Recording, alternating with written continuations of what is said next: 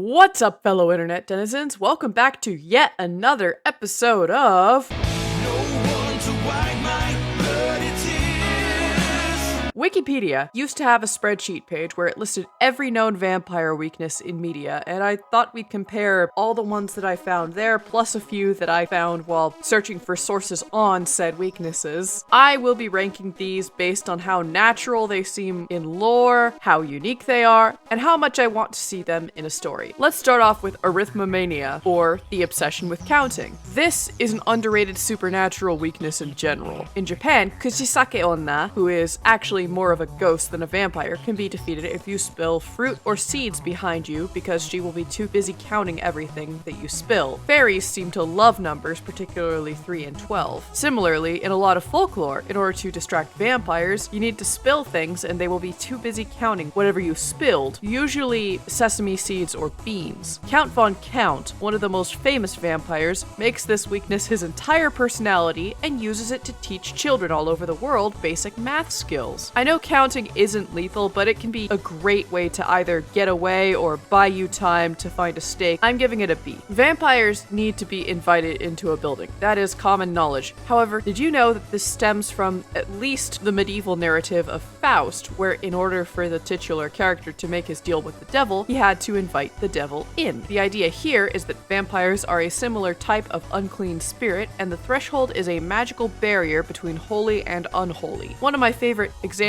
of this invitation rule being exploited is in Carpe Jugulum, where a king sends a vampire clan the invitation to his daughter's christening, and they stick around afterwards because once invited, there are no takebacks. In the original Dracula book, this trope seems to be inverted, and it's Dracula who invites Jonathan onto his property. There is no real agreed upon result of the vampire violating this taboo. I haven't seen Vampire Diaries, but I know that there is a plot point where a recently turned vampire simply cannot enter his own home because he lives alone and was outside when he was turned. This threshold rule in fantasy can also apply to other magic users like fairies or wizards. While invitations are one of the most famous rules vampires tend to abide by, I don't think the rules surrounding this law are very clear, but I'm giving this an A anyway because there's a lot of fun to be had with loopholes. So according to Roma mythology, the crown of thorns was made of blackthorn. Apparently it's good luck to sew some blackthorn into your clothing, as this keeps vampires away. Also, allegedly, if you put branches of it over somebody's grave, it will stop them from rising as a vampire. I have not heard about this until now as a vampire preventative, but I really like the symbolism here. Kinda reminds me of that old Christian myth of how tabby cats have an M on their forehead because one of them snuggled Mary during her labor. I'm giving this a B tier because there's not a lot of info here, but I like what I see. Now, let's talk about stakes. No, not the barbecue type of stake. I mean the large wooden peg carved from certain types of wood to be driven through a vampire's heart. Hawthorn is very popular among Slavic hunters because it blooms at the end of winter, symbolizing life from death. Germanic people prefer ash because of its connections with Yggdrasil. East Asian people prefer willow as it symbolizes life, and Celts prefer juniper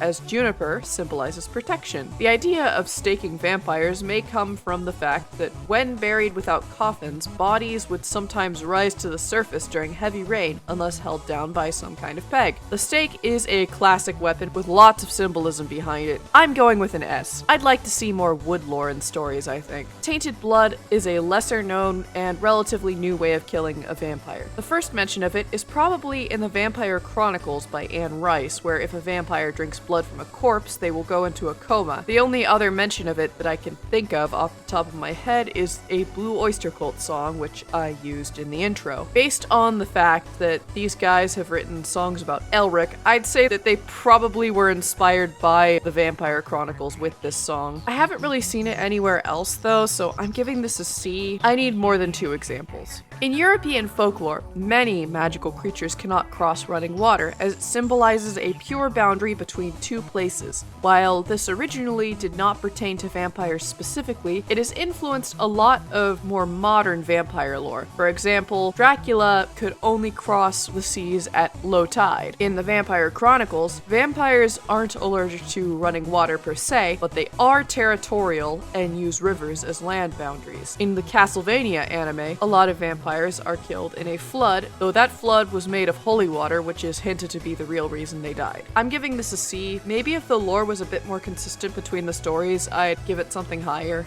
I had not heard of bottling until now. In Bulgaria, in order to kill vampires, some vampire hunters leave out a bottle containing a few drops of blood, which will cause a vampire to turn invisible and non-corporeal in order to get it. When the vampire enters the bottle, the hunter corks it and seals it with wax and a saint's image. This only looks like it works on specifically a type of vampire that can turn into smoke or become non-corporeal. Also, apparently this takes a lot of prep work, including strategically placed icons and relics, ethically sourced blood, and a hunter who is good at hiding and who is also very quick. Overall, this seems highly inconvenient to me. D tier. Holy symbols are famously known for fending off vampires, as a lot of times, vampires are associated with the forces of darkness. Almost every piece of vampire media I have seen contains some allusion to this. In Discworld, there are so many gods that anything could be a holy symbol, and vampires need to condition themselves to such a degree that they won't be killed by, say, being near a head of cabbage. In the Dresden Files, if you want to defeat the Red Court, you need a symbol of something you believe in. For example, Harry is a wizard, so he has a pentacle around his neck. In the Vampire Chronicles, Lestat starts off by fearing churches, but he realizes later that holy symbols actually have no effect on vampires. I've also seen a weird conspiracy theory crop up a while ago that vampires are allergic to right angles and that's why they hate crosses. I don't know, it's been a while since I've seen that one and it makes no sense to me. Overall, the consensus in works where holy symbols do work is that you have to deeply revere what you are using as a holy symbol. That probably means I would have to wear my 3 Cheers for Sweet Revenge shirt if I ever encounter a vampire. I'm giving it a B tier, not because it's not good, but because it's too conditional. I suspect there are a lot of vampire hunters out there that carry holy symbols despite not being as religious as they claim. Still, that would make for a great story. Feel free to use my idea. As I was researching this, I found one source, vampires.com, that claimed that if you steal a vampire's left sock, fill it with rocks, and throw it into a river, you will never be bothered by that vampire again. But it only works on a few species. I can't find any other sources on this, so this could be either total cap, a sort of paper town to keep fellow vampire hunters from plagiarizing, or the site admin has quite the unique method. If I were a vampire, I would just be mildly inconvenienced. What vampire only has 1 pair of socks? What vampire stores his socks in a place that a hunter can easily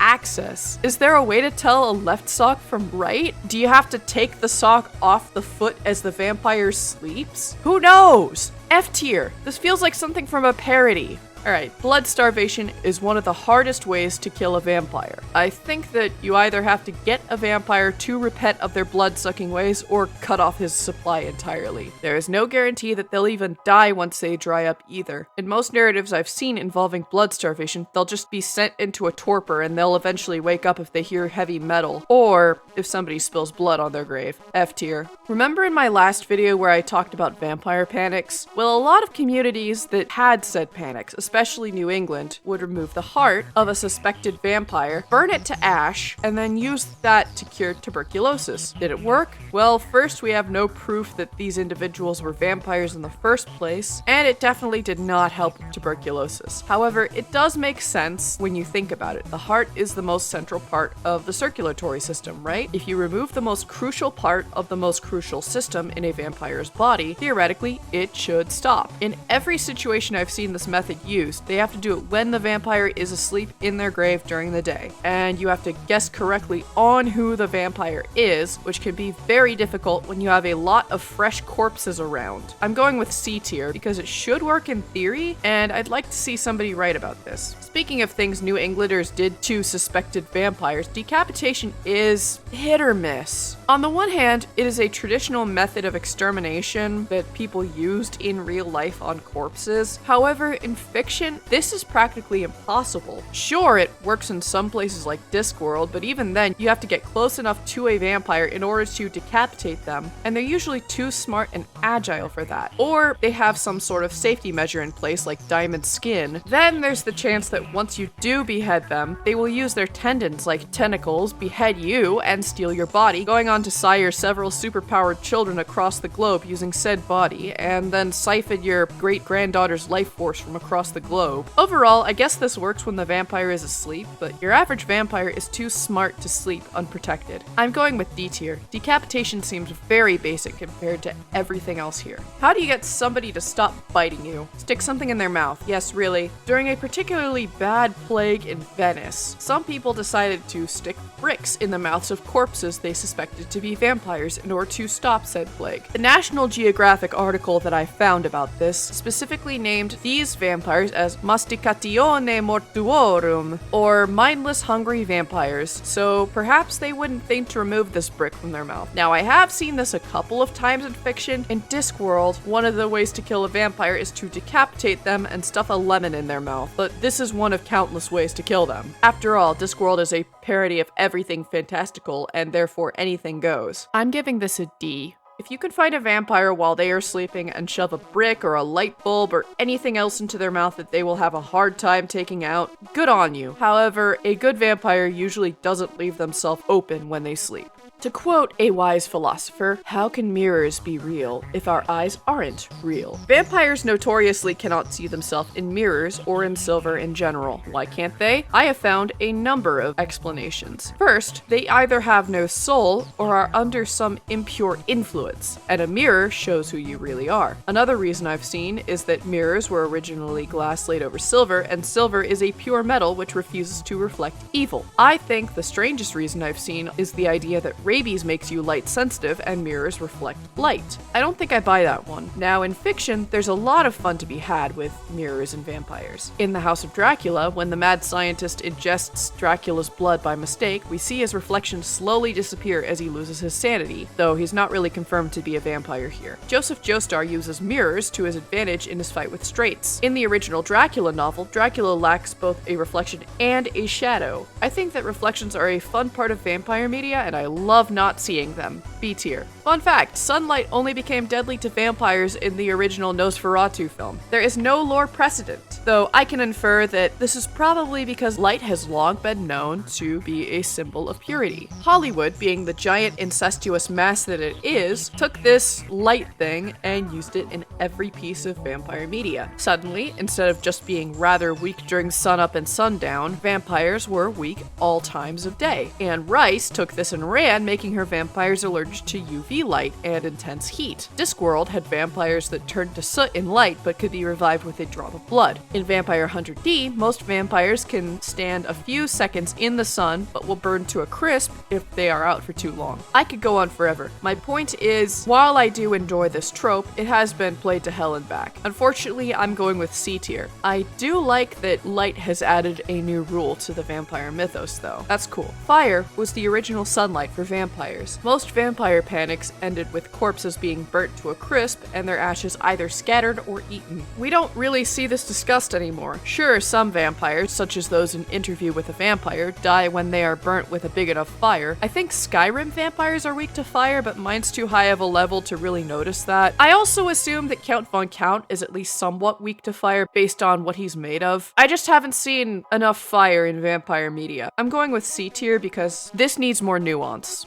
Finally, let's talk about garlic. Almost everything I cook involves some form of garlic, to the point where if I got bitten, the vampire would probably burn to ash. I actually might not even need any holy symbols. Now, I've always wondered why vampires hate garlic so much. I kind of figured it was because the flavor was so strong it could be tasted in blood. I have not tested this, and I'm not going to for the record. It turns out, though, that the reason vampires are scared of garlic might be because of rabies. You see, around the time that Petar Blagojevic and Sava Savanovic were allegedly terrorizing the Balkans, there was a massive rabies outbreak. People infected with rabies tend to be hypersensitive to any stimuli, including scent and taste. Perhaps the scent of cooking garlic caused them to freak out, and this fed into the vampire panic that was happening at the time. Now, in fiction, I have seen a lot of different perspectives on garlic and vampires. In AD&D and 2E, vampires are repelled by the scent of garlic. In the Dresden Files, smells. Only black court vampires are repelled by garlic. I'm giving garlic an A. I think that while garlic does appear a lot in vampire media and I like it, I do want to see more creative explanations as to why it hurts vampires. A lot of it just feels like this is just how it is. Make it mystical. So that was all the vampire weaknesses I could find. There were a few that I couldn't put on here due to the fact that they are so niche, like werewolf bites and getting soggy in milk. Those are more unique to their respective settings, and I think that would just bloat the list if I included them. Do you guys think I missed anything? Let me know below. Oh yeah, I'm sorry I was out last week. I transcended the mortal plane for a few days. You know how it is. I think the Greys told me to say hi, but I don't speak their frequency. Next week, we're taking a quick break from vampires so I don't get burnt out, but those will come back a week after. I'm sure you'll have a whale of a time though. Anyway, I've been Alien Daydreamer, and I am out. Bye!